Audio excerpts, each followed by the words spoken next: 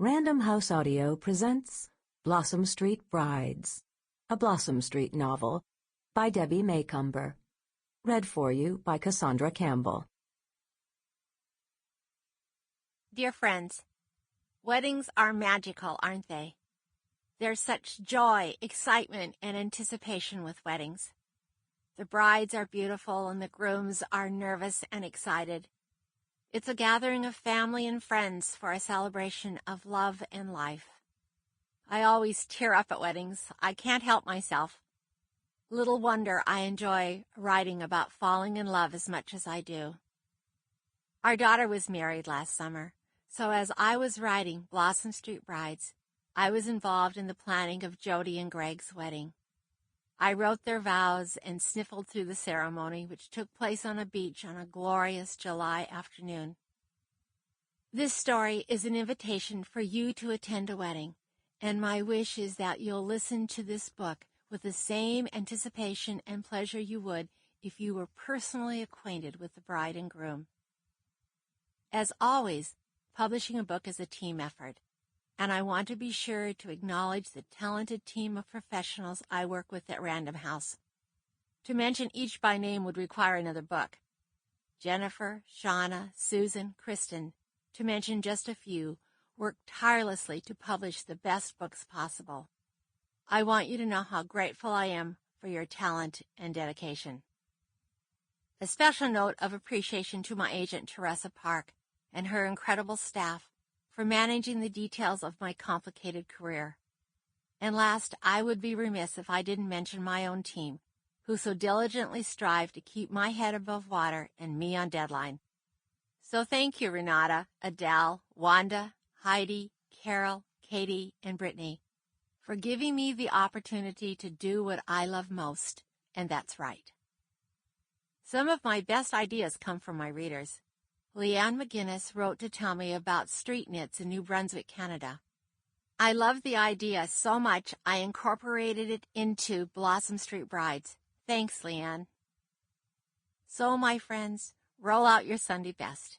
You're about to attend a fun and very special wedding. I hope that as you listen to this story, you will fall in love all over again yourself. Warmest regards, Debbie. Chapter 1. Lauren Elliott had received the most depressing news of her life.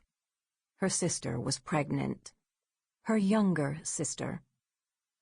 Oh, she was happy and excited for Carol, but mingled in with the joy was an undeniable sense of envy. The fact that Carol was about to become a mother shouldn't have come as a shock. Her sister and Jason had been married for 2 years, after all.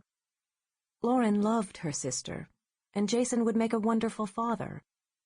What bothered her was the fact that at age 34, Lauren was still unmarried. Single. Oh, how she'd come to hate that word.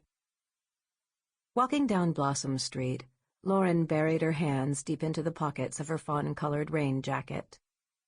Tulips and crocuses bloomed in the flower pots that hung from the street lights, and the scent of roses, lilacs, and camellias followed her as she walked past Susanna's garden, the flower shop. Lauren kept her head down as she mulled over this latest development. This was it. The end of her rope, the line in the sand. She was finished waiting for Todd to give her an engagement ring. A year earlier, she'd had the DTR, defining the relationship talk, with Todd, and he'd assured her that marriage was definitely part of their future. Only he wasn't in a financial position to make the leap just yet. He'd suggested they give it time, and she'd reluctantly agreed. That was 12 months ago, and frankly, her patience was shot. She'd dated the popular local television newscaster for 3 years, and it was time to own up to the truth. If Todd was sincere about wanting her for his wife, then she would have had a diamond on her ring finger long before now.